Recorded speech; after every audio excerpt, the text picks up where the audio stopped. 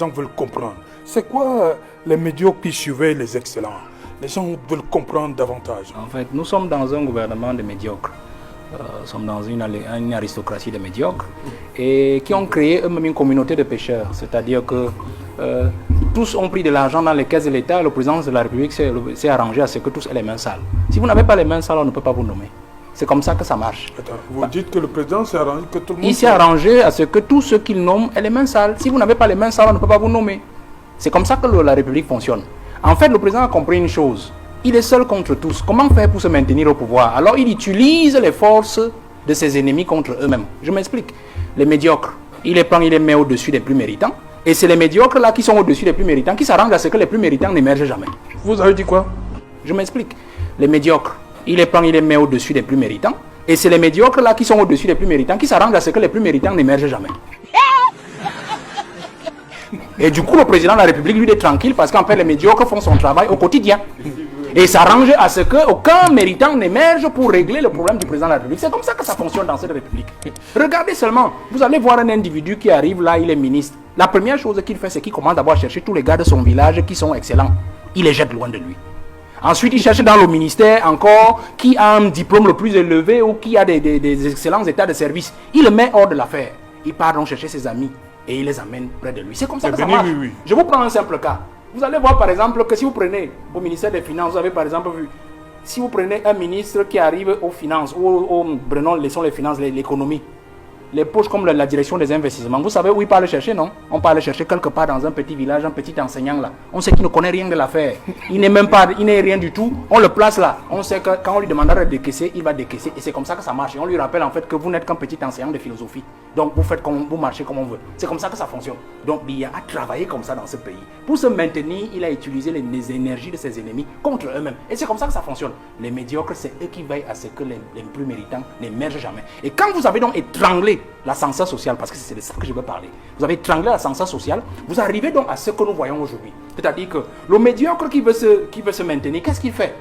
Il chasse déjà toutes les compétences. Et en plus, il veut plaire au parti. C'est ce que disait M.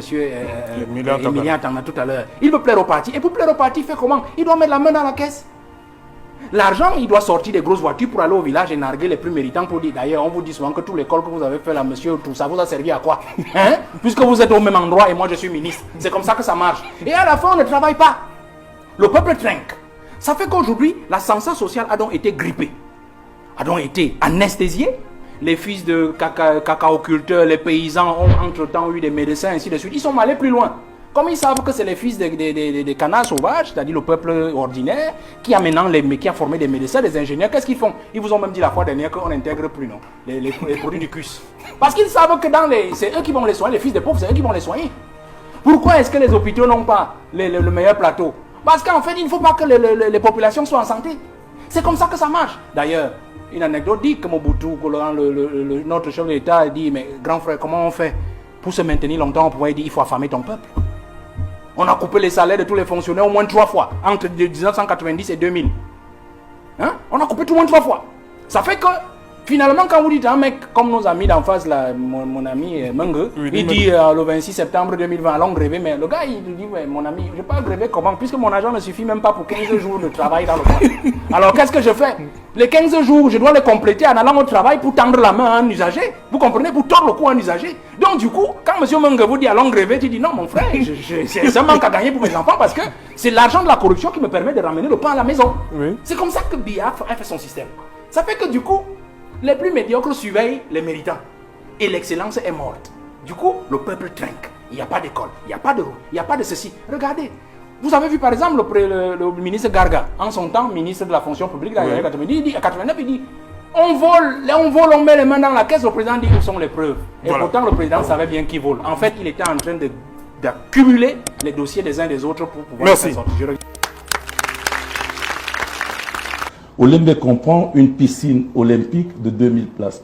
Olembe comprend 2 stades de handball, 2 stades d'entraînement de football, 2 stades de handball, 2 stades de basketball, 2 stades de tennis également.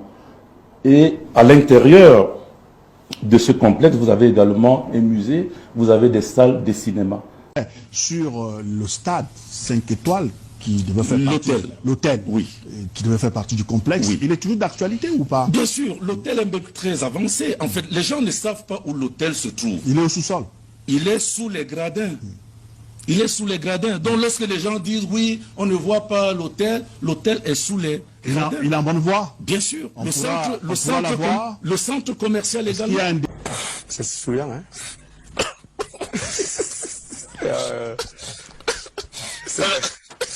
C'est très souriant.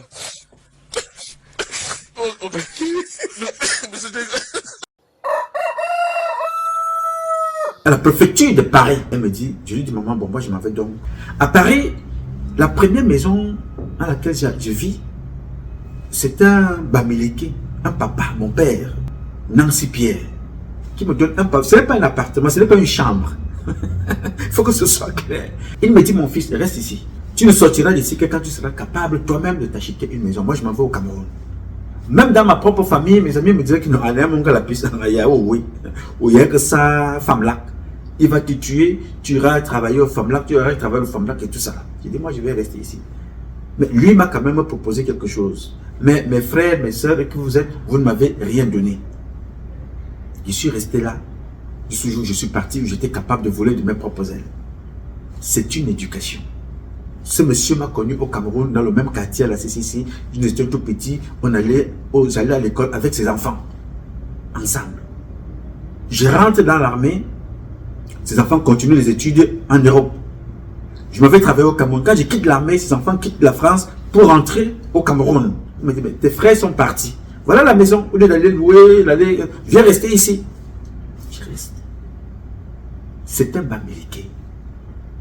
Quand j'arrive aux États-Unis, j'étudie le système américain. Je dis, je vois comment les Camerounais fonctionnent. Je n'ai pas envie d'entrer dans les trucs qui vont me perdre le temps. Le premier acte que je pose pour me protéger, moi d'abord, c'était de créer une société qui vit encore jusqu'aujourd'hui. Elle s'appelle US Africa Joint Development Initiative, USJDI. Pourquoi j'ai créé cette structure? Parce que je ne veux pas dépendre d'un Camerounais. Parce que louer la maison, tu n'as pas de papier, ou tu as des papiers, tu n'as pas encore build ton crédit, il faut que quelqu'un vienne te cautionner. Quelqu'un vienne t'accompagner. Mais cette personne-là n'est pas sûre de toi. Que si elle signe un contrat, ou elle co-signe un contrat de ta maison quelque part, et tu ne payes pas, c'est cette personne-là qui va payer.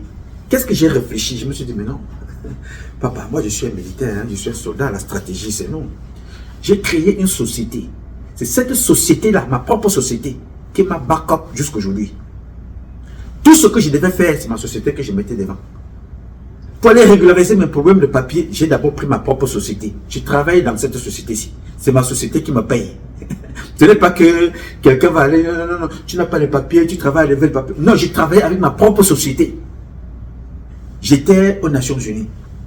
Et quand chaque Camerounais qui arrivait et que je pouvais aussi faire rentrer aux États-Unis, aux Nations Unies là-bas, je le prenais, je l'amenais là-bas.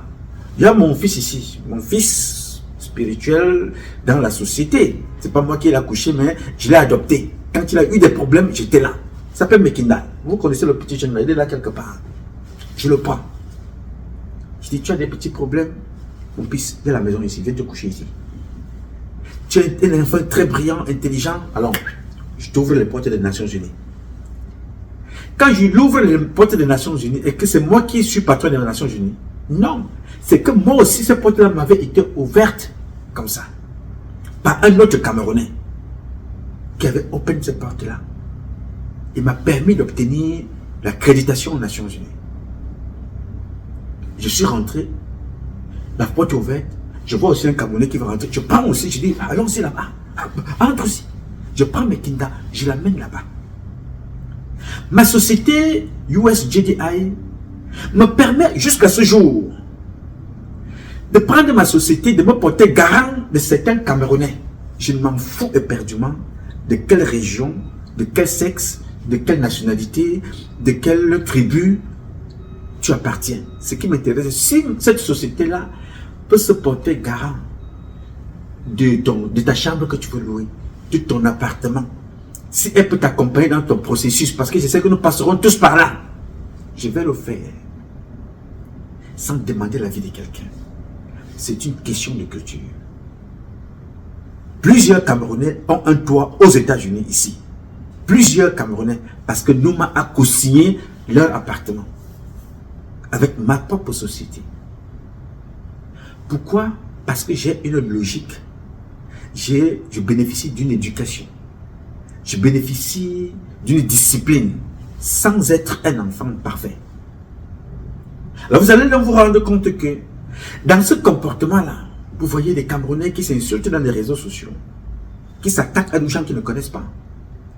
Pourquoi? Parce que le venin qui leur a été transmis au Cameroun, un venin destructeur, le Congossa, la méchanceté, la malhonnêteté, le mensonge, la manipulation, les intrigues, la traîtrise, la trahison, le crime, la corruption, le sexe, les maladies et les dérivés sexuels.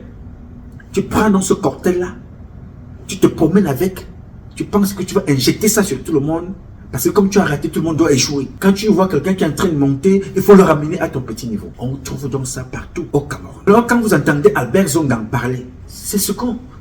C'est normal pour eux. L'autodestruction. Vous avez vu un autre qu'on appelle Titus Sedjo. Il était dans la même logique que Issa Chiroma. Il était dans la même logique que Bello Bouba. Il était dans la même logique que tous les autres.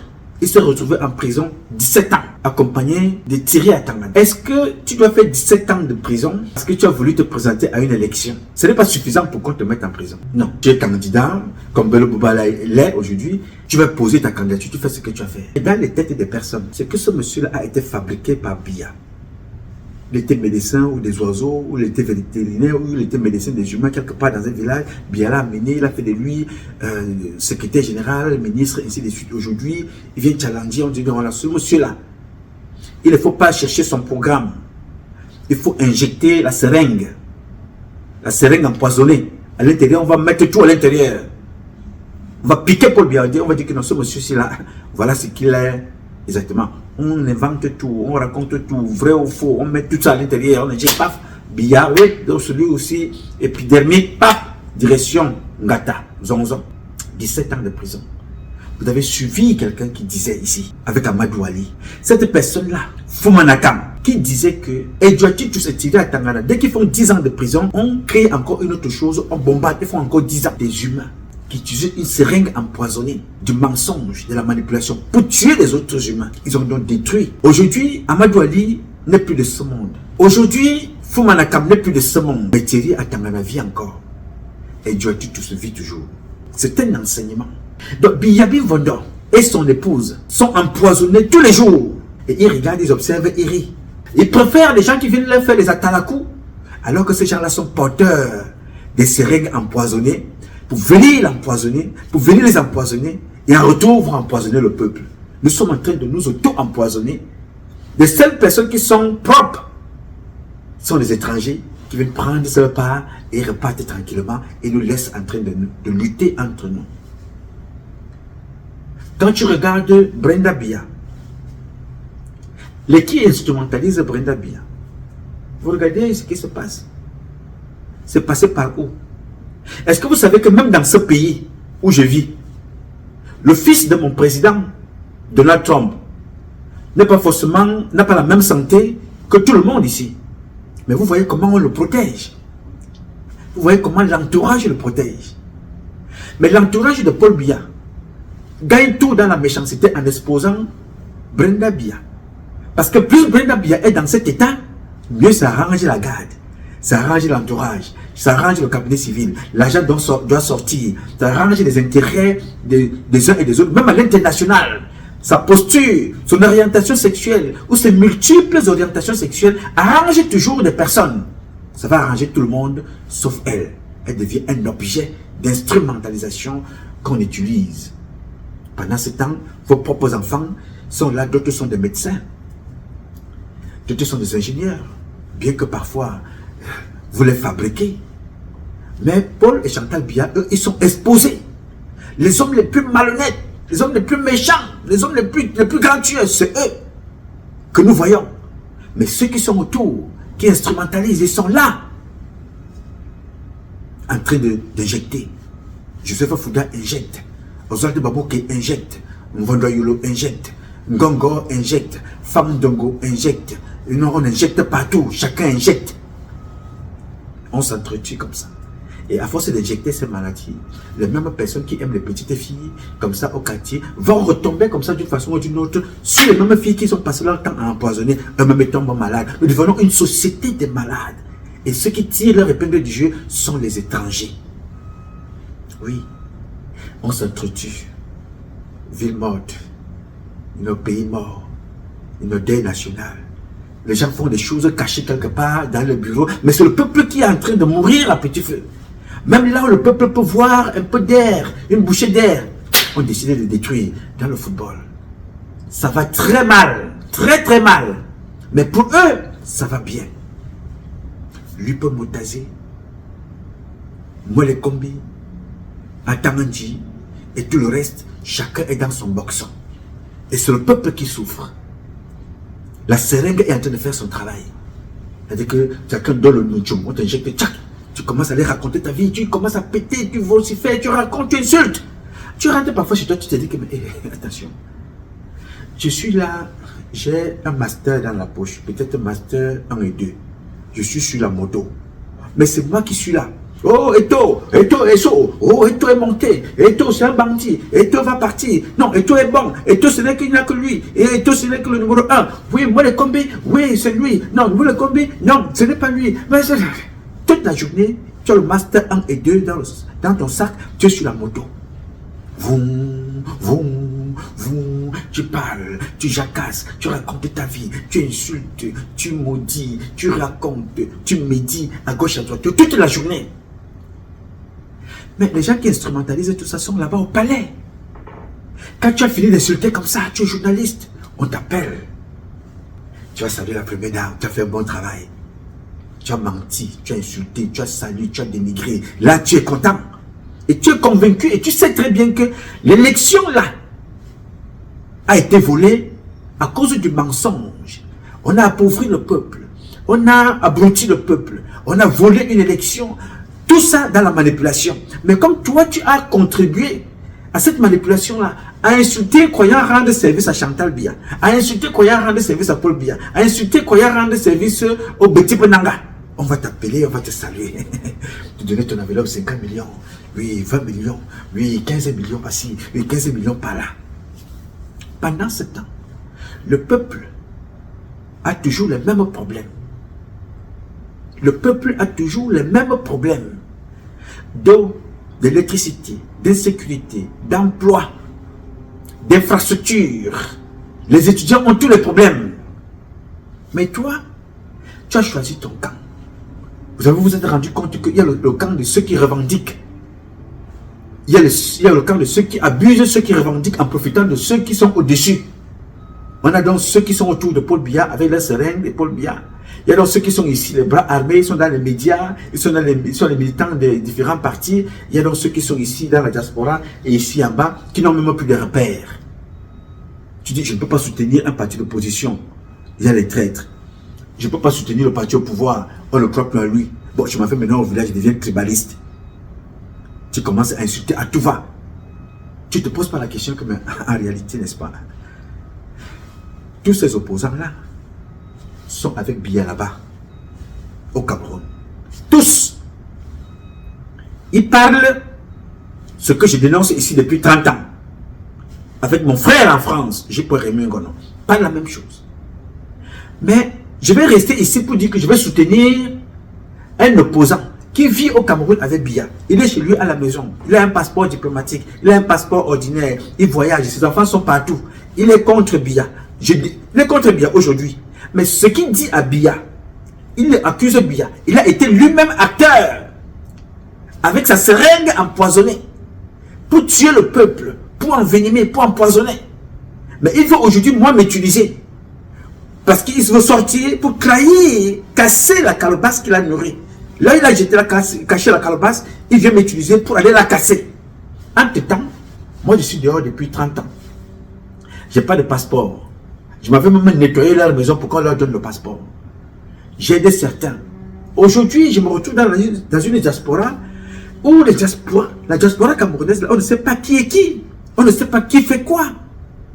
Tu as peur de ton frère. Tu as peur de ton compatriote. Tu appelles la police de l'immigration. Pour dire à la police de l'immigration qu'il y a des Camerounaises et des Camerounais qui habitent dans cette maison-là. Ils n'ont pas de papier. Allez les arrêter. Vous avez suivi ça ici, là, l'année dernière. Une Camerounaise. La seringue empoisonnée. La jalousie. La méchanceté. La traîtrise. Le mauvais cœur. Développe tout ce que vous voyez aujourd'hui chez nous. L'irrespect est devenu total. Le manque de discipline administrative. Voilà ce que ça nous amène. On ne respecte plus rien.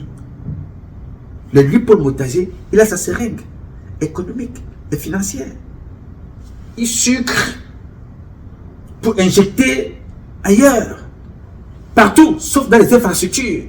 Qui est comptable, qui est responsable? Paul Barthélémy Biabi-Vodo. Il est là-bas. C'est lui qui est responsable. Mais lui, Paul n'a pas de problème. Ses enfants sont... Sa fille a épousé un Bamileke. Ses enfants sont aux États-Unis. D'autres font des affaires avec lui. Il n'a aucun problème. Mais toi, tu as un problème ici. Tu n'as rien à manger chez toi. Tu casses les boutiques de Bamileke pour vivre, pour voler les yaourts et les chocolats. Les pots de chocolat. Mais tu vas soutenir lui Paul Motager. Lui Paul Motager qui est en train de détruire la politique de Paul Biya. Toi, tu vas le soutenir. Tu n'as rien. La vie de Paul Biya même est pourrie. Les enfants sont comme vous voyez. Et ça engendre, ça embarque tous les petits Nanga, nous sommes tous dans le même sac. Ça embarque tous les Camerounais, nous sommes tous insultés. La seringue empoisonnée, avec tous les ingrédients que je vais vous donner. Les plus dangereuses, ou du moins aussi dangereuses que la bombe atomique du Japon. Et tu, immédiatement, et tu, à court terme, et tu, à long terme, et détruit des générations. Et ça continue jusqu'aujourd'hui. Qu'est-ce que nous n'avons pas? Nous avons tout. Et vous voyez comment nous nous auto-détruisons devant tout le monde entier. On nous regarde. Certains me posent la question, Nouma, qu'est-ce que tu dis? Qu'est-ce que tu fais? J'ai posé la question à Landré, mon cher. Vous êtes tellement déjà habité par un esprit de méchanceté que vous manquez maintenant le sens du discernement. Je vous ai dit, que personne ne peut gagner Paul Biya à une élection au Cameroun. Parce que ce n'est plus l'élection du président Paul Biya. Vous avez vu le président Paul Biya ici, aux États-Unis. La personne qui lui parlait toujours à l'oreille, c'était son directeur de protocole, Bikele. Il parlait ici, vous l'avez vu ici, aux États-Unis. Il ne se retrouvait pas. Vous avez vu le président, mon propre père, là, au palais. Quand il marche, c'est sa femme qui soulève ses mains pour qu'il salue les personnes. À l'époque, quand vous connaissez ce bel homme, quand il était encore dans son élégance qui légendaire, qui est propre à tout Camerounais. Il allait, il saluait les personnes, il te salue, il avait une poigne, il avait la démarche, il avait la vivacité en lui. L'âge, le poids de l'âge.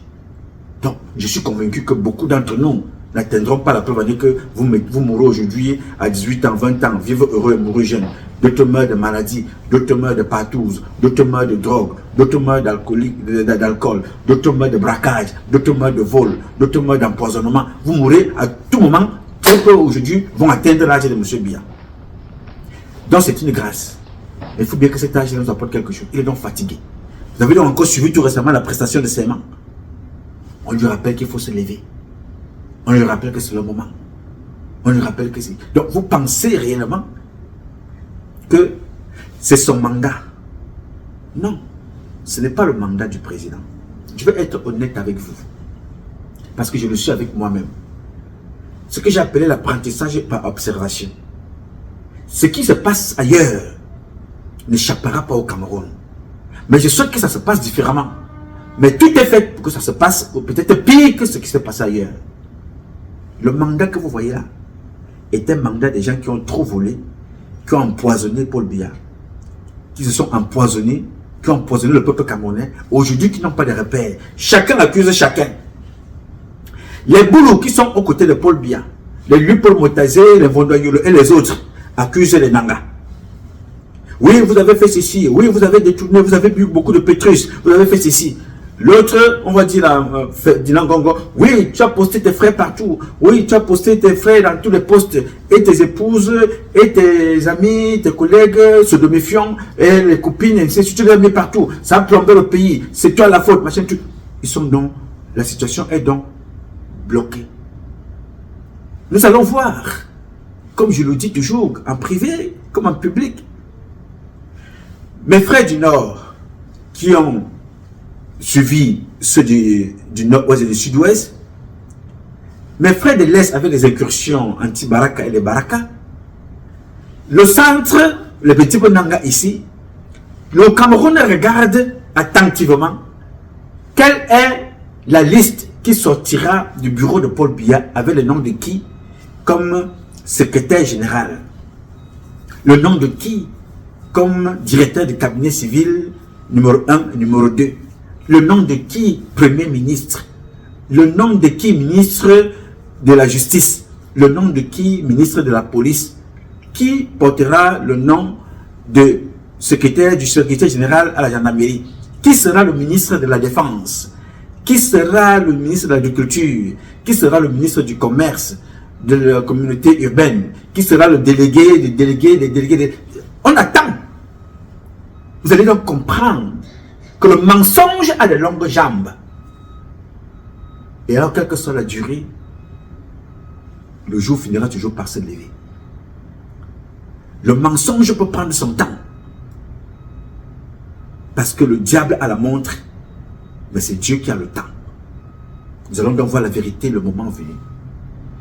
Parce que tout ce que vous voyez au Cameroun là, il n'y a rien que tu découvres aujourd'hui que moi, Nouma Patrice Freeman, je n'ai pas dit à mon père président, à mon père président de la République du Cameroun et à mon père père de famille, Paul Biya. Il n'y a rien qui se passe là au Cameroun aujourd'hui que J-Paul Remengo n'a pas écrit, n'a pas parlé.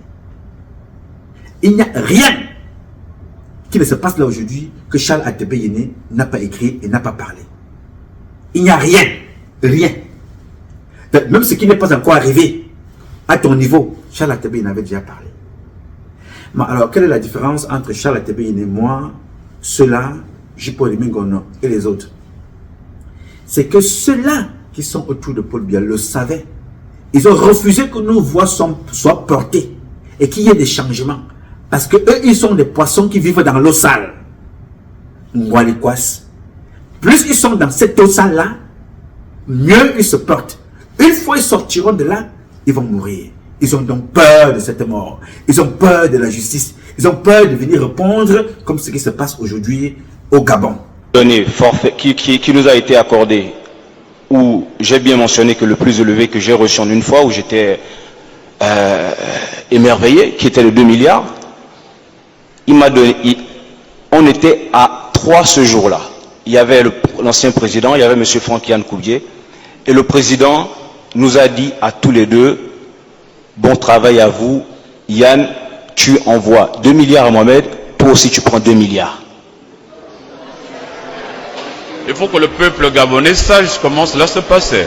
Et nous devons le savoir. Nous devons la vérité au peuple gabonais. Monsieur le Président, oui. C'est pour ça que s'il vous plaît. C'est pour ça que je vous demandais quelques minutes pour pouvoir donner plus de détails. Parce que au cours de ces 25 derniers mois, beaucoup de choses ont été dites. Oui. Surtout me concernant, il y a eu de fausses rumeurs qui ont été véhiculées sur les réseaux sociaux, comme quoi je gérais l'argent du pays, alors que c'était complètement faux. Monsieur Yann Koubié recevait ses instructions sur la gestion de la comptabilité publique et du trésor de monsieur Nourdine Bongo Valentin. Oui. Mais c'est Mohamed Ali Saliou qu'on accuse de tout. Pourtant, tout le monde le sait. Tous ceux qui ont occupé des fonctions le savent. Ils savaient exactement qui faisait quoi. Exactement. C'était un système qui existe depuis l'époque de feu président Omar Bongo Ondimba. Tous, excusez-moi de le dire, monsieur le président, ce système, je ne l'ai pas créé. Oui, j'y ai participé à un certain moment, de ma vie. Merci. Mais je ne l'ai pas créé. Au regard de tout ce qui précède, j'ai l'honneur de requérir qu'il plaise à votre cour criminel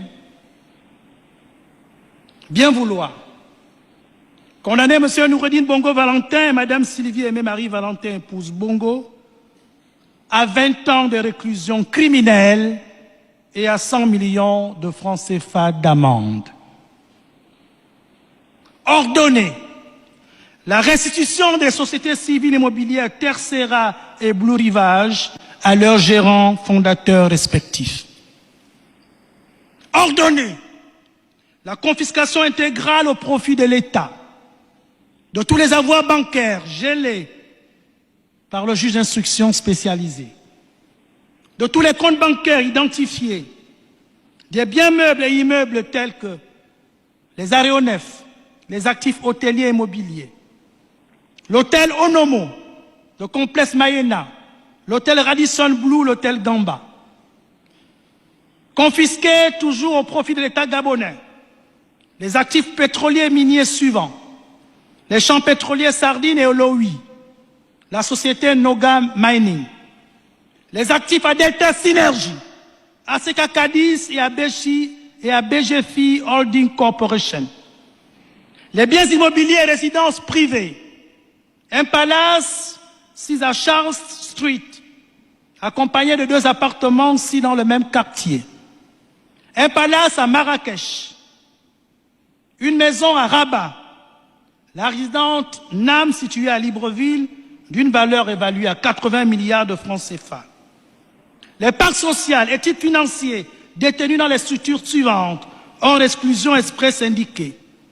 À l'étranger, vous avez la société Lou Lamaïtide, au Royaume-Uni, la société Lekoni Lamaïtide, Royaume-Uni, la société M9 Investment, au Royaume-Uni, la société Crystal Spring Management, qui porte la résidence de Londres comme structure de détention, la société Teke, au Royaume-Uni, la société Lewai, au Royaume-Uni, la société Mikasa, au Royaume-Uni, la société Artesia, aux Émirats Arabes Unis, la société Lewai, aux Émirats Arabes Unis, Atelier Valentin Bouvet, société Le Maire Tricofet, cabinet d'architecture Saoti, DS Logistique, société Morgan Mallet, Maison Tyrell, de Salvano Del Bene, Cercle Rouge SA, Agencement Paul Champ, Artesia Holding, Lewai Investissement et toutes les structures assimilées. Société Forafi, Société Jet Magique, au Gabon, SCI Martin Pêcheur, SCI Sab, SCI Issa, SCI Stellar, SCI Athéna, SCI West NG, SCI Pegasus, SCI Ambowe, Nomba, SCI Mars, SCI Noura, SCI Lilia, SCI Africa Dream, SCI Telus 1 et 2, SCI Valbona, SCI Green et 14, SCI Paradig, École Ruban Vert, Société Sana Investment, Société Jerry, Société Nai Engineering, Equarius SA, Capella SA, Alpha Centuring Mining, Aelis Voyage, SCI Ingia, Société Ossa Finance, Société Omega, Société Media Invest, Société Civile Immobilière Avorbam, SCI Mur, SCI Alliance, Groupe Evolus, APC, SIVA, Excellium, etc. Condamnés solidairement, Madame Sylvie Aimé-Marie Valentin, épouse Bongo, et Noureddine Bongo Valentin a remboursé à l'État gabonais la somme de 4 milliards 402 millions de francs CFA. Sur la constitution des partis civils, je m'en remets, Monsieur le Président, à votre sagesse habituelle. Monsieur le Président, au-delà des peines, il y a la symbolique. Ce verdict ne sera pas un châtiment, il sera une délivrance. Car la justice, lorsqu'elle s'élève contre la corruption, n'est pas la vengeance des hommes, elle est la mémoire de la République. Aujourd'hui, Monsieur le Président, vous avez la possibilité de réparer ce braquage de la République. De dire que plus jamais, l'État ne sera plus pris en otage, de rendre à ce pays sa fierté, sa dignité et sa foi en lui-même. Ce jugement ne concerne pas deux accusés, Monsieur le Président. Il concerne également des générations entières. Alors, au nom du peuple gabonais, au nom des travailleurs qui se lèvent tôt, Monsieur le Président, au nom des jeunes qui espèrent, au nom de nos anciens qui ont tant donné à ce pays, je vous dis avec gravité, rendez la justice. Pas une justice de surface, mais une justice d'exemple, Monsieur le Président. Une justice qui ne tremble pas devant les puissants. Une justice qui répare, qui réconcilie, qui reconstruit, Monsieur le Président. Que la loi s'applique sans haine mais sans faiblesse. Que la République se relève sans orgueil mais sans complaisance. Et que le verdict de ce jour, Monsieur le Président, fasse trembler jusqu'aux fondations de la corruption. Car ce jour, Monsieur le Président, Mesdames, Messieurs de la Cour, ce jour où la justice du Gabon aura frappé à la porte de l'histoire, ce sera celui où enfin la République aura retrouvé son âme et son honneur. Je vous remercie, Monsieur le Président. Mais je veux rassurer ici. Vous avez le temps de ne pas faire comme les autres. Vous avez le temps de chercher une porte de sortie honorable. Parce que nous n'allons jamais accepter que Ngongo Ferdinand vienne encore s'asseoir là, dans aucun ministère au Cameroun, pour raconter sa vie. Nous n'accepterons pas que Vondoyolo soit là aujourd'hui à regarder en train de tuer son père et lui joue tous les rôles. Il est le directeur de cabinet, il est l'agent de sécurité, il est le garde du corps, il est le secrétaire, il est celui qui porte les papiers, il est celui qui monte la route. Tous les autres n'ont rien à faire. Dès que Vondo arrive, tout le monde doit fuir. Entre-temps, c'est bien, il faut protéger ton père, ton oncle, ton je ne sais pas, whatever it is, mais le peuple souffre. Votre proximité sociologique avec le président de la République vous a conduit à détruire le peuple camerounais, à abuser du peuple. Votre proximité sociologique doublée de votre position professionnelle. Vous avez donc pris le pouvoir pour abuser le peuple, voler les terres, vous abusez les femmes, vous abusez les enfants, vous abusez les caisses de l'État, vous détruisez la justice. Là où on pouvait se reposer, quoique, même si tu es pauvre sans argent, tu es sûr que tu gagneras ton procès. Jusque-là, il faut agir sur haute instruction, au point où le ministre de la Justice était obligé de sortir un jour. Mais attention, résister aux hautes instructions. Aujourd'hui, nous apprenons que ça et là, d'autres vont être libérés. La mort de Martinez Zogo, on n'a pas encore de suite. Les gens sont en prison, pas d'enquête. Depuis bientôt 3 ans, le gars est à la morgue. Certains prisonniers sont en prison, d'autres responsables de la mort, d'autres complices, d'autres pas, d'autres tentatives d'autres financés pour sortir. C'est tout un boxon pas possible. Le travail de la seringue, empoisonnée, le mensonge, la manipulation, le Congo-ça, la trahison, les crimes, la corruption, tout ça se repose sur la tête de Paul Biya. Oui, tout ça se repose sur la tête de Paul Biya. Alors que chacun d'entre nous a sa part de responsabilité. Il y a eu un incident qui s'est passé à l'aéroport de Orly, en France. Pour ceux qui suivent l'actualité, peuvent retrouver cet incident-là dans les réseaux sociaux. Un adjudant de gendarmerie a saisi tout un avion camerounais parce qu'il y avait une enquête qui était menée. Il y avait des objets volés, les gens faisaient des trafics de toutes sortes de choses, et puis les choses partaient au Cameroun. Il a attendu l'heure d'embarquement. Un adjudant. C'est là, ça s'est passé à Orly, il y a de cela quelques années. Il n'a pas attendu le préfet de Paris, il n'a pas attendu le général, il n'a pas attendu le ministre de la Défense, ou des gendarmes, ou des policiers. Il n'a pas attendu que Macron, ou bien qui, je ne sais trop qui, décide. Lui, en tant que citoyen, dans l'exercice de son travail, il mène son enquête, il arrive au bout, il décide. Maintenant, vous allez prendre vos mesures par la suite, mais il a fait ce qu'il avait à faire.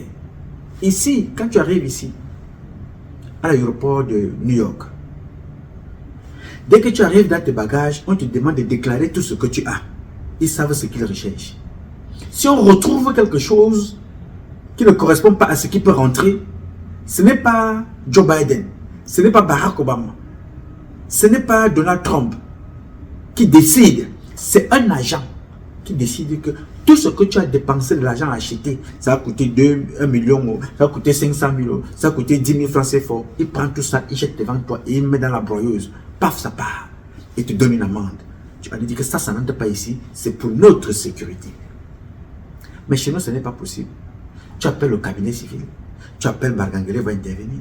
Tu n'as même pas le visa, tu arrives là-bas, tu dis que je suis, les Maboya, les Waya Maboa et tout ça. Tu rentres avec, même si c'est la drogue, ça rentre.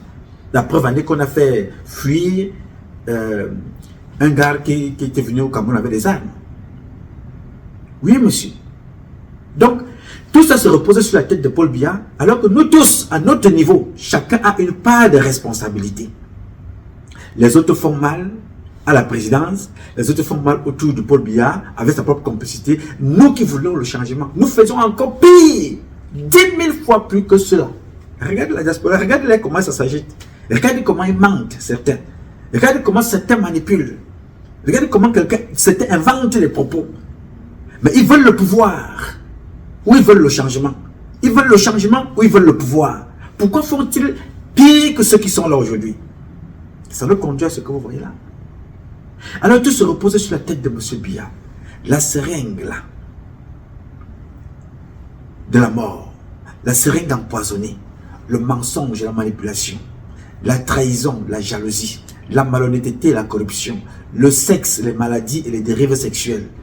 Tout ça produit l'indiscipline, l'irrespect. On peut parler n'importe comment à n'importe qui. Après ça, on va prendre les dossiers, on va déposer dans le bureau du président de la République. Vous avez vu ça avant les élections, 3 mois avant les élections, les généraux ont porté les galons. Et vous croyez que les militaires vont prendre un jour au sérieux la signature qui sort du bureau du président? Non mais dites-moi sérieusement. C'est-à-dire, vous avez un colonel adjoint. Son patron est colonel plein. Lui aussi il est colonel plein, mais il est adjoint du colonel plein qui est son patron. Mais lui porte général. Son patron ne porte pas général. Mais si les militaires ne disaient rien, vous croyez qu'ils sont contents? C'est ce que vous apprenez parfois, que les gens décident de faire ce qu'on appelle les règlements de compte quand il y a un problème. On vous élimine. On élimine chacun, c'était dans leur maison. J'ai connu les choses comme ça en 2008 au Cameroun. J'ai connu en 2008, j'ai connu ça lors des émeutes de la faim. J'ai connu pas mal de choses où les gens ont été éliminés parce que les gens attendent le bon moment pour profiter du cafouillage. Paf, on t'élimine. On dit voilà, vous en avez assez. Trop, c'est trop. Vous pouvez imaginer que les enfants qui se battent sur le terrain, d'autres aujourd'hui sont suspendus. Pas leur grade, pas d'avancement, pas d'argent, pas de vacances, pas d'affectation. Tout, il faut acheter. Il faut tout vendre, il faut tout acheter. Pendant ce temps, ceux qui sont dans les bureaux, je vous ai présenté ça ici. Vous ne pouvez pas rester là et nous faire comprendre que Joseph Fouda porte vice-amiral. Il n'a jamais connu aucun théâtre de guerre. Alors que les enfants sont dans des caporaux, on leur donne, ils ont tout le mal pour porter caporal-chef. Ils ont toutes les difficultés pour aller faire le CAT1, le CAT2, le CAT3. Ils ont tous les problèmes du monde entier. Il faut payer, il faut coucher, il faut devenir un délicat, il faut donner quelque chose. Alors que quelqu'un s'assoit, l'ingénieur s'assoit chez lui à la maison, il porte vice-amiral, alors qu'il est impliqué dans les corruptions jusqu'ici, qui ont entraîné Paul Biya dans ce que vous dénoncez aujourd'hui. L'ingénieur est parmi. Mandoua est parmi. René Kolomeka est parmi. Amugobote est parmi. Tous ces gens-là sont là-dedans. Mais tout ce qui les intéresse, c'est leur vie, le positionnement de leurs enfants. Quand leurs enfants arrivent, le positionnement des femmes de leurs enfants. Quand leurs enfants arrivent avec leurs femmes, le positionnement des enfants de leurs femmes et de leurs enfants. Pendant ce temps, vous êtes dans les rues, en train de courir, on vous envoie aller vous faire tuer pour des intérêts des uns et des autres qui n'ont absolument rien à cirer. Mais ici au milieu, on ne regarde pas ça. On regarde Paul Biya et sa femme. À juste titre. Parce que c'est lui qui est responsable de tout ça.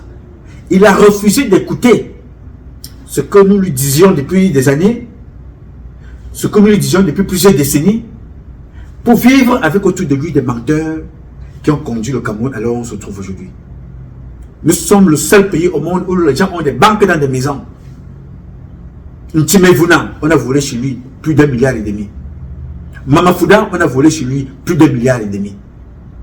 Moi, les Kombi, on a volé chez lui plus d'1,5 milliard. Encore qu'il couchait même avec son cuisinier, finalement, qui était agité en prison. Il a réussi à s'évader de prison. Mais tous ces gens que je vous dis là, sont toujours là. Au ministère des Finances, plusieurs fois, on a brûlé les institutions pour déchirer et cacher des factures. Lui, Paul Moutazé, est là. Mais les mêmes personnes vont se retrouver. Ils vous diront que voilà, c'est Paul Biya le problème. Alors, il faut changer. Il faut le remaniement. Remaniement, vous allez remanier qui et laisser qui? Non, monsieur. Même Chantal Biya, qu'on voyait là. Mais ce qu'elle ne sait pas, c'est que dans son laxisme et dans ce qu'elle vit avec son mari, ils sont en train d'entraîner leurs propres enfants. Parce qu'après eux, ils ne vont pas survivre ni au Cameroun, ni à l'international. Leur dire ça, est-ce que c'est parler mal? C'est juste dire la vérité que je dis ici depuis très longtemps. La situation de Brenda arrange le cabinet civil. La situation de Brenda arrange les services spéciaux. La situation de Brenda arrange les services de renseignement. La situation de Brenda arrange les médecins étrangers, les hôpitaux étrangers. La situation de Brenda arrange tout le monde, sauf Brenda elle-même et son frère. Et vous croyez que ces gens-là voudront un jour qu'il y ait remaniement et qu'ils soient mis de côté? Parce que ils ont des casseroles. Ils ont peur de répondre de leur forfait. Ils vont donc tout faire pour que ça n'arrive pas comme toi tu souhaites. Que ça n'arrive pas comme vous souhaitez. Il faut que ça se fasse comme ils auraient souhaité et comme ils le souhaitent. Les conséquences, c'est que ça traîne, ça tourne, et ainsi de suite. Mais je dis une chose ici. Il faut que les parents écoutent. Les parents, vous qui êtes aux affaires. Moi, je n'ai jamais pris position ici pour quoi que ce soit. Parce que je sais que je suis un fils écan. J'ai servi et je continue de servir la nation, de servir même le président de la République tout en étant loin. Parce que si le président avait pris un peu de temps de m'écouter, vraiment, tout ce qui se passe aujourd'hui, je suis convaincu que le Cameroun se serait éloigné d'un certain nombre de choses. Je vois certaines personnes aux côtés de Joe Biden, aux côtés de Barack Obama, aux côtés de Bill Clinton, aux côtés de Donald Trump. Ils te disent que voilà, le conseiller là a aidé à réformer telle chose. Le conseiller ici est le meilleur conseiller du président. Le conseiller là, voici ce qu'il a fait. Chez nous, on les reconnaît seulement par le nombre de femmes qu'ils épousent, par le nombre de jeunes filles enceintes, par le nombre de détournements, le nombre de scandales. Quand tu essayes un peu d'éclairer, on te tient à distance, on raconte tout et on raconte n'importe quoi. Les conséquences, le président lui-même se lève. Il vous dit dans ses discours, ceux-là sont des bandits à col blanc. J'ai donné des directives au gouvernement, au Premier ministre, au ministre des Finances, au ministre de la fonction publique, à tout le gouvernement, pour qu'ils montent d'un camp. Dans cette lutte. Dans cette lutte. Nous ne pouvons pas lutter contre la pauvreté en laissant les gens détourner les fonds publics. Vous dites ça ne va pas. Mais que fait-il alors pour que ça aille? Toutes les personnes qui tentent d'éclairer, dès que le président finit de faire le discours, on le prend, on va le déposer là-bas, il va comme une poupée. On attend le prochain invité, le prochain ambassadeur, le prochain émissaire des Nations Unies, le prochain envoyé de l'Union africaine, de l'Union européenne, du Commonwealth. Voilà à quoi sert notre président pour ces gens-là. Mais entre-temps, nous sommes inondés de hautes instructions. Le président a nommé tel, le président a nommé tel. Mais le président ne fait que nommer chaque jour ce que Donald Trump a appelé autopen, c'est-à-dire que la signature automatique, autopen, c'est ce que Joe Biden faisait. Ça nous conduit alors, ça nous conduit là aujourd'hui. Voilà alors où ça nous a conduit. Il y a une jeune femme universitaire, brillante, que j'ai écoutée là. Écoutez cette jeune dame universitaire, écoutez et regardez. Alors, on a souvent l'habitude de dire que c'est pendant la tempête qu'on voit des marins.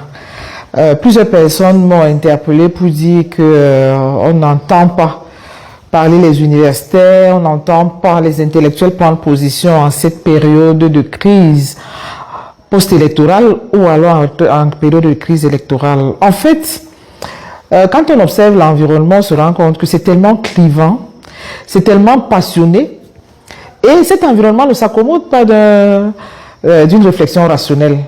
Ce qui est sûr, c'est que les universitaires vont aussi prendre la parole Une parole qui doit permettre effectivement d'apporter des réponses cette fois-là relativement rationnelles, relativement objectives, qui permettent effectivement d'adresser les principales problématiques qui se posent. Mais n'oublions pas que tout le monde se plaint de ce que tout va mal, ou tout au moins les choses vont mal, les choses sont difficiles. Il sera très difficile de croire que tout va se résoudre avec un coup de baguette magique. C'est pas vrai. Les changements demandent du temps. Les changements demandent également de la patience. Mais surtout, les changements demandent des hommes de changement. Ce qui change en réalité ou ce qui devra changer, c'est pas tant les textes. Parce que même avec ces textes, on peut apporter des changements. J'entends les gens dire que oui, il faut revoir tel texte. C'est vrai, il faudra les revoir. Oui, il faut revoir tel encadrement. C'est vrai, il faut revoir ces encadrements. Ne m'oubliez pas, n'oubliez jamais les travaux de Michel Gouzier. Les humains ont tendance à esquiver les règles, ont tendance à esquiver les textes pour exploiter ce qu'il a appelé les zones d'incertitude. Tous les textes auront des zones d'incertitude. Aucun texte n'est parfait, mais au moins si le texte est appliqué, avec la vertu, effectivement, on peut avoir des résultats. Donc, ce qu'il faut dire, c'est que cet environnement ne s'accommode pas vraiment des réflexions logiques. Si vous apportez une réflexion logique, soit on va vous tirer dessus, on va vous taxer, on va vous invectiver, on va vous coller un certain nombre de stéréotypes. C'est très passionné. Mais les universitaires auront leur mot à dire. Les universitaires auront également des solutions à apporter parce que dans tous les cas, un environnement comme celui-ci va certainement demander des outils. On a beau dire après la passion, viendra le moment où il faudra travailler. Et à ce moment-là, il faudra vraiment avoir des outils qui permettent d'avancer. Et moi, je pense que les universitaires ne sont pas du tout muets. Les universitaires observent, les universitaires analysent, encore que les universitaires ont souvent eu l'habitude de parler et en utilisant les canaux qui sont les leurs. Parce que les canaux de l'université, c'est quoi? C'est des publications, c'est des discours, c'est également de la pratique. Et donc, de ce point de vue, je pense qu'après ces mouvements que nous souhaitons passagers, mais surtout également des mouvements qui vont nous permettre de tirer des leçons et de proposer des outils qui permettent d'avancer. Mais n'oublions pas, nous aurons besoin de temps, de patience, mais surtout de travail. Qu'on le veuille ou pas, il est fort possible, j'ai envie de dire que c'est une évidence. Nous allons signer un programme avec le Fonds monétaire international. Et les réformes que nous n'avons pas réalisées jusque-là, pour diverses raisons, les juristes vont nous dire la progressivité, tous les discours qu'on a souvent entendus qui ne nous ont pas apporté des fruits particulièrement mûrs, ne vont plus tenir. Il faudra aller vite. Il faudra aller vite, sinon l'inflation dans tous les cas va continuer à faire des ravages. Donc les réformes structurelles doivent se mener avec rapidité. Et quand on parle de réformes structurelles, en réalité, il faudra travailler, il faudra serrer la ceinture, il faudra être patient. Parce que le temps qu'on a perdu, dans tous les cas, on ne va pas le rattraper. Moi, je n'ai pas envie de dessiner le diable sur le mur. Mais quelle que soit l'issue du vote, quelle que soit la personne qui sera retenue, préparons-nous à vivre des temps difficiles. Préparons-nous à signer un troisième programme avec le Fonds monétaire, ce qui veut dire des réformes structurelles difficiles et qui devront être réalisées avec rapidité. On aura besoin d'outils, on aura besoin des gens qui travaillent jour et nuit, on aura besoin des gens qui apportent des résultats rapides. Et moi, je pense que c'est en cela que cet environnement pourra nous donner également des leçons. Cet environnement nous donne suffisamment d'outils pour comprendre, pour analyser et surtout pour avoir des outils qui permettent d'adresser toutes ces questions parce que dans tous les cas, il faudra les adresser. Il faudra adresser ces questions et personne ne pourra faire l'économie de ce qui va arriver. On va être obligé de mettre la main à la pâte. Il n'y a plus de situation de rente. Dans tous les cas, il n'y a plus de gâteau à partager. Il faut de la levure, il faut de la farine pour faire gonfler le gâteau. Et là, vraiment, il faudra travailler. Et moi, je pense que c'est à cela qu'on devrait se préparer à travailler, sans relâche, comme les Chinois, jour et nuit. On n'aura pas des semaines de 5 jours, mais de 7 jours. On va travailler H24. Sinon, dans tous les cas, on va périr. Et on périra tous. Bien. Elle vous dit que les universitaires vont prendre la parole. Voilà une belle femme, une tête pleine. Belle, tête pleine. Mais donc sa parole ne servira à rien dans ce gouvernement, quelle que soit son intelligence. Parce que les intellectuels comme elle là, vont servir à quoi? Servent à animer les plateaux télé. Si elle dit la vérité, elle a 3 choix. Si elle dit ce qu'elle pense réellement, qui ne sied pas aux gens qui mentent à Paul Biya tous les jours, elle a 3 positions. Elle va être mise à l'écart, elle va être tuée, elle va être jetée en prison. Parce qu'elle ne va pas aller en exil puisqu'elle n'est pas dans l'opposition. Elle rejoint donc la même position des opposants, un vrai. Il est en exil, il est mort ou il est en prison. La femme qui parle là, si elle dit quelque chose, parce que les intellectuels parlent tous les jours, pourquoi les gens se plaignent que les intellectuels ne parlent pas? Quand tu parles, tu dis la vérité, tu es comme celui qu'on appelle Messama Nyamding, mon grand frère. Tu dis la vérité, mon ami, tu es de côté. Parce qu'on n'a pas envie d'entendre ça. On te met de côté. Tu dis la vérité, on te met de côté comme c'est un bidon. C'est tes lois bidon, on te met de côté. Tu dis la vérité, tu t'appelles Baïbek, professeur, chirurgien. Il a au moins plus de 7000 opérations à son actif. On te met de côté, on bloque ton compte. Vous voulez que ça change? Et vous voulez que ça change? Toutes les têtes pensantes de notre pays sont séquestrées, neutralisées. Que ce soit dans le domaine scientifique, dans le domaine sécuritaire, dans le domaine des affaires. Les hommes d'affaires fuient. Ils s'en vont à l'étranger. Ils vont créer des emplois dans d'autres pays. Mais dans leur propre pays, ça devient comme un lieu de vacances. Ils viennent faire des marchés fictifs. Ils vont s'installer au Gabon et en Guinée. Là-bas, tu t'amuses. Au Biangema, ferme ta boutique, il te prend et t'enferme. Là-bas, on respecte. Mais au Cameroun, on pose tout sur la tête de Paul Biya. Là-bas, on ne respecte pas les lois, on respecte les lois à l'extérieur.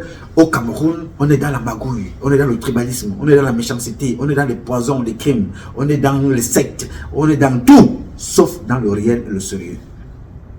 Et on veut que ça change. Et toute personne qui tente d'apporter le changement, de dire ce qui peut changer, on te neutralise à l'étranger comme ils ont fait avec moi. Alors tu te poseras la question. Quand Biya parle, il décrit son propre pays. Il décrit son propre pays. À l'intérieur de ses propos, il parle comme si c'était Nouma qui parlait. Moi je parle, je ne suis pas président. Je parle ici, je ne suis pas encore président du Cameroun. Je suis président de ma vie. Je suis président de mes enfants et de ma famille. Mais quand le président parle, il reprend exactement les mêmes mots que moi. Mais la différence, c'est que le président a pris soin de choisir lui-même les gens qui le combattent aujourd'hui. Issa Chiroma, 6 avril. Bello Bouba, 6 avril. Il a pris des gens un peu partout, y compris mon compagnon de l'époque, dans le combat, les Momo. Il les a tous pris. Mais même aujourd'hui, certains d'entre eux le combattent. Mais celui qui est resté constant, et ceux qui sont restés constants dans ce qu'il dénonce lui-même, sont mis de côté. Nous sommes plus dangereux que les terroristes avec lesquels ces gens-là dealent tous les jours. On a fait de nous des hommes dangereux. On n'a pas vu Issa Chiroma. On n'a pas vu Momo. On n'a pas vu Atamandji. On n'a pas vu Mwele Kombi, il a fait Kafou. On ne les a pas vus. Tout ce qui arrive là, vous suivez les Camerounaises et les Camerounais sérieux dans la diaspora qui parlent, ils ont dénoncé tout ça. Mais ils sont dans la diaspora. Alors, en fin de compte, c'est quoi le truc? C'est que nous sommes entourés d'une bande de personnes qui ne regardent que leur intérêt, pensant que leur intérêt est plus important que la nation. Alors, ils ont des intérêts limités. Les gens qui ont des intérêts indéfinis et à l'infini sont les étrangers. Ils prennent, ils s'en vont chez eux. Ici, dans la diaspora, chacun te dira vraiment ce qui se passe au Cameroun, je veux sauf que ça change. Hein. Que fais-tu pour que ça change? Tu insultes, tu dénigres, tu mens, tu sabotes, tu inventes, et tu penses que toi tu es à l'abri, alors que tu es exactement au même titre que les autres, tu es en plein dans le... Tu as tes pieds dans le plat. Tu t'adresses à ceux qui parlent depuis. Vous parlez depuis, ça a changé quoi? Très bien. Nous avons au moins parlé depuis. Donc aujourd'hui, je peux croiser les jambes et mes pieds, je vous regarde et vous dis, mais qu'est-ce que je vous avais dit? Je vous regarde et je ris, je bois mon ginger. Je ris et je vous observe. Je ris et je vous regarde. Parce que beaucoup d'entre vous ont pris le temps d'observer le système. Et ils ont compris que pour exister ou tout du moins pour paraître. Il faut fonctionner comme les autres qui sont là-bas. L'insulte. Quand tu insultes, on t'appelle. Quand tu es prostitué, on t'appelle. Quand tu parles au nom de Paul Biya, tu dis Paul Biya est le meilleur, Chantal Biya est la meilleure, ses enfants sont les meilleurs. Pendant ce temps, c'est vous qui tuez Paul Biya, ses enfants et lui-même. Vous venez leur faire comprendre qu'ils sont les meilleurs parce que vous cachez la vérité. Vous cachez. Et dès que tu as fini de faire ça, tu es appelé. Tu vas saluer la première dame. Tu vas saluer le président. Tu vas faire la photo. Tu vas faire le selfie. Tu vas revenir. Continuer à masquer la souffrance dans laquelle tu vis sous le socle de Betibe Nanga, sous le socle de je suis Bamileke, sous le socle de je suis anglophone, je suis nordiste. On continue à appuyer la misère. On peut appuyer la misère. Et puis, mais on appuie. On met la tête dans l'eau. On appuie. On est convaincu que quand tu as posé la tête sur l'autre, toi ta tête est en haut. Alors que pendant que tu fais ça, l'autre ne fait qu'avancer à ton niveau. Tu tiens la tête de l'autre pour que l'autre ne parle plus. Parce que toi tu as la tête proche de Chantal Biya. Tu parles à côté, tu tiens la tête de l'autre en bas. Alors que l'eau est en train de monter. Et tu fais croire à Chantal Biya que tu lui dis la vérité. Alors que nous sommes tous en train de nous noyer. Après, les étrangers viendront vous offrir les vélos. Comme dans un pays que vous connaissez. C'est à ça que nous sommes aujourd'hui, une caisse de résonance tribale. Nous, les petits Nanga. C'est ça, une caisse de résonance tribale, alors que nous sommes en train de nous noyer. À quoi ça sert à un général de porter vice-amiral? Si ces soldats qui sont sur le terrain ne sont pas capables de résister, n'ont pas de moyens de communication, ils n'ont pas de moyens de renseignement, ils ne sont pas renseignés, ils n'ont pas les équipements, ils ne sont pas habillés comme il faut pour aller mener le combat. Mais toi, tu portes vice-amiral parce que tu es à côté de Paul Biya. Toi, tu portes le général de division parce que tu es le chef d'état-major particulier de Paul Biya. Quel est le combat que tu peux mener quand tes troupes ne sont pas à l'aise? Comment peux-tu faire pour protéger le président? À ce moment-là, on fait appel à un Libanais. Oui, bon, voilà. Toi, tu es général à côté de Paul Biya. Mais on va chercher un Libanais qui n'a pas ton parcours, qui n'a pas ton galon. Il a des restaurants, il a des voitures, il a des immeubles, il a des terres, il fait même des enfants et tout ça. Il te commande. Il commande les troupes chez toi. Il décide de qui doit avoir le travail chez toi, un Libanais. Et toi, tu es à côté de Paul Biya. Tu lui dis que non, tu es toi le meilleur président. Et tu es impliqué dans tous les scandales. Et tu entraînes pratiquement près de 150 personnes. Et on regarde ça. Nous sommes convaincus que nous sommes dans le bon. Nous sommes convaincus que nous sommes les meilleurs. Oui, nous sommes les meilleurs. Parce que Dieu a créé de nous des enfants intelligents. Mais nous sommes dirigés par de mauvaises personnes qui entourent dans le président de la République. Et je rappelle très bien que si le président a réussi un jour dans sa vie à connaître qu'il y a des bandits à col blanc, on ne peut pas lutter contre la corruption et laisser les gens continuer de piller la fortune publique. Il a dit ça. Et le même président vient vous faire comprendre que en termes de moralité, est-ce que nous avons atteint notre objectif? À mon avis, non. Un des objectifs que je m'étais fixé le 6 novembre concernait la moralisation. Pensez-vous que nous ayons atteint l'objectif dans ce domaine?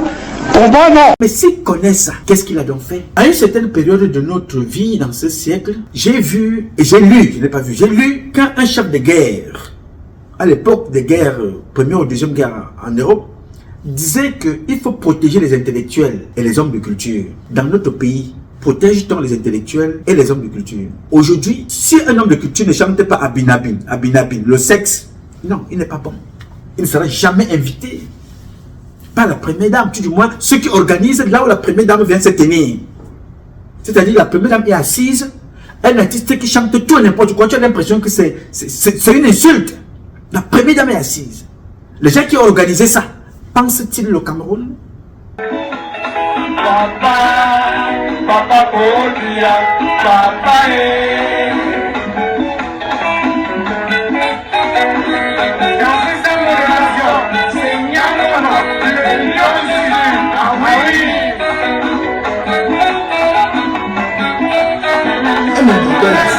Pense-t-il qu'ils protègent la culture? Ont-ils pensé à Marthe Zambo? Ont-ils pensé à Manu Dibango? Ont-ils pensé à Angé Bogo? Ont-ils pensé à Anne-Marie Zier? Ont-ils pensé aux prochaines générations de culture? Quand vous regardez aujourd'hui nos intellectuels élevés dans des grandes nations et que dans notre pays, on n'arrive pas à recevoir. Est-ce que vous avez vu une photo quelque part où la première dame a reçu à Tangana le premier mathématicien, le meilleur mathématicien au monde?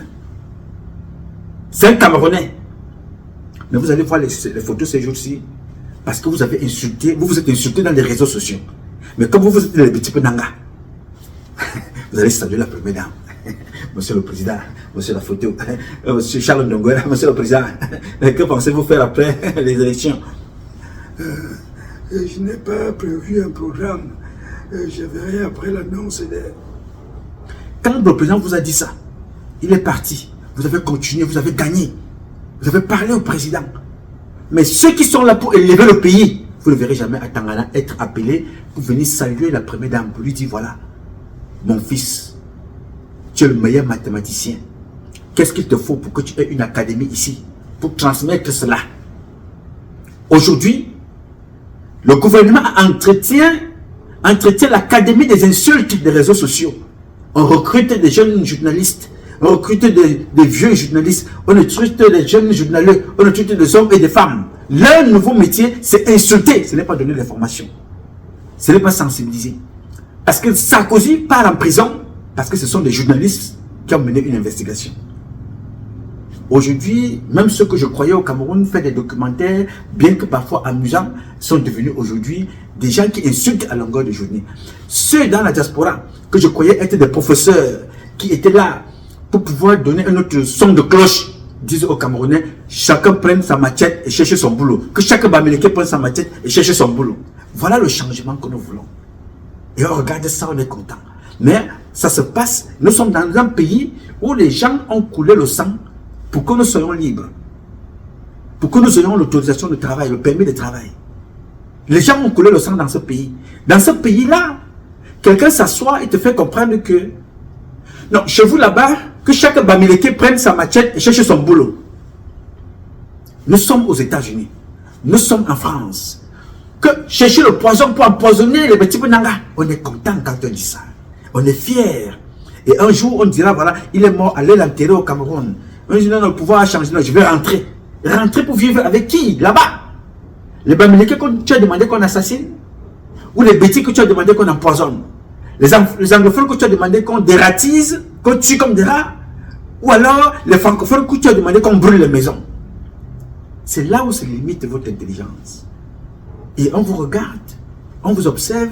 Même ceux qui nous ont accueillis ont l'impression que les Camerounais sont des gens qui ont vendu leurs âmes.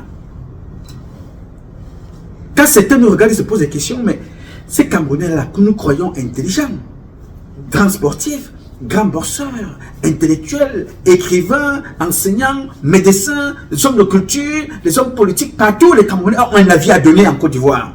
Les Camerounais ont un avis à donner à l'AES, au Mali, au Burkina, au Niger. Ils ont un avis à donner aux États-Unis. Ils ont des leçons à donner à Sarkozy. Mais dans leur propre pays, je veux voir mes enfants grandir. Mais celui qui prend le courage de parler, mais c'est celui-là qui souffre qui viendra insulter Nouma. Il faut voir cet enfant grandir. Il ne peut rien dire. Mais il va pondre un article pour insulter celui qui dénonce depuis 30 ans ces mauvaises conditions de vie. Et aujourd'hui, cette personne-là se lève et vous dit que Paul Biya est mauvais, Paul Biya doit partir. J'ai vu des gens que Paul Biya a nommés, des journalistes que Paul Biya a nommés, et qui n'ont rien fait de leur nomination. Ils ont passé tout leur mandat à récupérer l'argent, à prendre l'argent, à s'empiffrer. Mais pour finir sur un plateau de télé, à insulter Paul Biya. Non, j'ai dit que non. Ça, c'est terrible, c'était trop fort. Quand je regarde ça, je dis, je suis fier de moi. Je suis un enfant le plus imparfait de tous les Camerounais. Il n'y a pas plus imparfait que moi sur cette terre. Mais ce garçon imparfait que vous voyez a choisi d'être un garçon constant, a choisi d'être un garçon cohérent, persévérant, objectif et réaliste dans le combat qu'il mène. Paul Biya, mon père, je ne pourrais jamais le lâcher. Je ne pourrais jamais l'abandonner. C'est mon sang. Je ne pourrais jamais traverser ce sang-là. Et personne ne passera jamais par moi pour tuer Paul Biya ou pour tuer sa femme. Mais ce Paul Biya-là est un président en tant que citoyen. Donc, je vais lui dire la vérité que monsieur le président, en tant que citoyen, voici ce qui ne va pas. En utilisant mes mots, je resterai toujours respectueux, des valeurs qui m'ont été enseignées et transmises. Ça ne va pas. Et je connais le nom des responsables. Quitte à mourir demain, je vais mourir ayant dit ce que j'avais à dire. Et que celui qui me tuera ne reste pas mourir. Mais j'aurais eu le temps de dire ce que j'avais à dire. Martin Belenguer Boutou a essayé, beaucoup ont essayé, continuent toujours d'essayer, tenter de me déstabiliser, mais la vérité est têtue, elle est comme les fesses, on finit par s'asseoir avec. Donc je dirais toujours la vérité à mon propre papa. Mes parents que tu as appelés, à 90% autour de toi, nous t'avons trahi, je le sais, mais nous pouvons faire mieux pour sauver la nation. Dans tous les domaines, même le domaine qui t'était plus cher, le sport, on a échoué partout. Le domaine de l'éducation avec Femme Dongo, on a échoué partout. Le domaine de la médecine, on a les Manaouda Malachi qui ont volé, qui ont tué, vendu les organes. Vous avez vu les enfants qu'on a prélevé les organes. Ils s'appelaient Idler Aïssi. Je vous dis avec des références. Vous avez vu à Douala où celui qu'on appelle Manaouda Malachi est allé pour cacher le vol d'un enfant dans un hôpital. Avec Noël, le directeur général de l'époque. Tout ça tombe sur la tête de M. Biya. Nous avons donc trahi tout ce qui s'était cher, le football, la culture. Tu as vu là où ça se trouve aujourd'hui?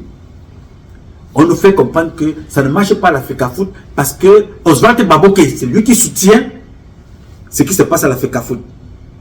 Ça ne marche pas à l'Africa Foot parce que celui qui est Mole Kombi, c'est lui qui tire les ficelles pour que ça ne marche pas. Mais monsieur le président, il y a deux options. Dissoudre cette histoire et recommencer tout à zéro. Comme dissoudre le gouvernement et qu'on recommence à zéro avec de nouvelles têtes. Les Camerounais sont tellement intelligents. On souffre depuis des années. Nous pouvons souffrir pendant 24 mois le temps de réformer. C'est possible. Je continue de le dire ici. Je ne souhaite pas que ce qui s'est passé ailleurs se passe dans mon pays, le Cameroun. Et si ça se passe, il faut que ça se passe différemment. Et que ce qui s'est passé ailleurs, que nous ayons eu le temps de nous en inspirer à ne pas reproduire les mêmes bêtises, que nous fassions différemment et qu'on sauve le Cameroun. Nous sommes en train de plonger. Chaque jour qui passe nous rapproche des abîmes, des profondeurs les plus éloignées. Chaque jour, ne voyez pas ce qui se passe là. Issa Chiroma avait dénoncé ça avant qu'il ne soit appelé au gouvernement. Vous estimez vraiment être en harmonie avec vous-même dans votre parcours politique, monsieur le ministre? Tout à fait, tout à fait. Je défie quiconque de m'en prouver le contraire. Alors, nous sommes également allés chercher la seconde surprise de ce programme, de Recto Verso. Monsieur le ministre, nous étions exactement en juin 2004, cela fait 10 ans, le 27 juin précisément, dans une radio urbaine de Yaoundé nommée Magique FM. Le programme aussi est connu, Démocrature, présenté par un journaliste que vous connaissez, Roger Kiyek de Kiki. On a capté quelques extraits. Je propose de suivre ce que vous disiez il y a exactement 10 ans, M. Issa Chiroma Bakam. L'histoire est toujours écrite par les vainqueurs. L'histoire de cette période jusqu'à présent n'a été écrite que par les turiféraires du régime, par les inconditionnels de M. Biya, par les gens qui lui sont redevables, qui lui font des clins d'œil et qui par conséquent jetaient l'anathème sur le président Ahidjo, le veau hégémonie. Tous les collaborateurs du président Ahidjo sont morts misérables. Tous. Allez voir les maisons qu'ils ont laissées. C'est vraiment des taudis. C'est 2 fois rien. Le détournement était inacceptable sous le règne du président Ahidjo. M. Biya ne peut pas prendre le Cameroun de la prospérité, comme lui-même il l'a dit, le ramener à la misère, comme c'est le cas aujourd'hui, et s'attendre à ce que ses concitoyens continuent à lui faire confiance et à jeter leur dévolu sur lui. C'est impossible. Le président Biya parle tout le temps de la réconciliation. Il ne la veut pas, il ne veut pas de cette réconciliation. La dépouille du président Ahidjo se trouve encore à Dakar. Il paraît que sa famille s'oppose à son au rapatriement de la dépouille, je n'en sais rien. C'est pas vrai, c'est pas vrai. Le président Biya ne s'appartient pas. Le président Biya est un bien national. Il n'appartient ni à sa famille biologique, ni à sa famille culturelle. Il appartient à toute la nation. Ahidjo a été président de la République. Il cesse d'appartenir à sa famille biologique. Il appartient à tout le Cameroun et c'est au Cameroun d'organiser des funérailles solennelles et officielles au président Ahidjo. Que les gens cessent de dire que le président Biya est bon et ses collaborateurs sont mauvais. Le président Biya, il a dit lui-même, il suffit qu'il opine de la tête pour dégager toute personne qui ne lui convient pas. il n'a que les gens qu'il veut et qui travaillent comme il veut. Qu'on cesse donc de faire des autres des boucs émissaires. Le responsable de la situation, puisque le président Biya est le seul comptable, ou de la prospérité ou de la misère. Tous les ministres, tous les collaborateurs du président Biya sont comptables devant le président Biya. Il est aussi comptable de la paix, le président Biya. Mais aujourd'hui, vous dites que nous sommes en paix. Le Cameroun est calme. Et s'il y a paix, c'est la paix des cimetières. Regardez aujourd'hui le culte de la personnalité auquel on procède aujourd'hui au niveau des médias officiels. C'est simplement inacceptable. Le syndrome du Zaïre est en train donc de faire son apparition. Il a fait 25 ans au gouvernement, 20 ans. Il vient encore dénoncer ça, rien n'a changé alors que lui-même était là dans ce même gouvernement. Donc rien n'a changé, monsieur le président. Tout ce que vous avez appelé autour de vous n'ont fait que ça. Vous trahir, pour vous insulter. Par la suite, nous n'allons pas faire comme les autres. Aucun de mes parents, qu'il soit Niat, qu'il soit Kavege Djibril, qu'il s'appelle Mkwete, qu'il s'appelle Biya, qu'elle s'appelle Chantal Biya, qu'il s'appelle Laurent Esso, je ne veux voir personne aller en exil. Je demande d'ailleurs que Issa Chiroma rentre dans son pays pour qu'on reconstruise ce pays-là tous. Parce que c'est trop facile de reproduire les mêmes choses. Aujourd'hui, voilà un type de 78 ans, je pense, qu'on appelait Alpha Condé, qui est en train de errer alors qu'il a été président. Il faut que cela nous enseigne quelque chose. Si nous disons être des fils de la République du Cameroun, il est temps d'unir nos pensées, de sortir de ces cancans-là. Les réseaux sociaux ont montré la limite, vous avez vu. Envoyer les enfants dans la rue se faire tuer, donner des mots d'ordre à la com. Vous avez vu les limites. Personne n'est capable aujourd'hui d'aller voir des enfants qui sont en prison ou bien de réveiller les morts. Alors que ici, je vous disais le contraire. Rien n'est impossible. Tout est possible. Il suffit de s'organiser et de coordonner. Vous voilà dans les réseaux sociaux maintenant. Tout honte bu. Qu'est-ce que vous avez à faire maintenant? Dire que Paul Biya a encore envoyé des militaires. Les militaires ont fait ceci. Il y a eu tel nombre de morts. Le fait est fait. Vous avez été responsable. Ce n'est pas grave. Bien que ce soit très grave. Mais on peut rattraper le coup. Il faut revoir les choses différemment. J'appelle donc tout le monde, encore une fois de plus, à la table du dialogue et de revoir les choses différemment. Mais avec une seule condition, il faut nous débarrasser de tous ceux qui sont aux côtés de Paul Biya pour qu'on recommence tout à zéro. Et ça va se faire de gré ou de force. Parce que vous ne voulez pas nous concerter et vous ne voulez pas vous concerter. Sinon, c'est un beau cinéma. Non, ça ne se passera pas comme ça.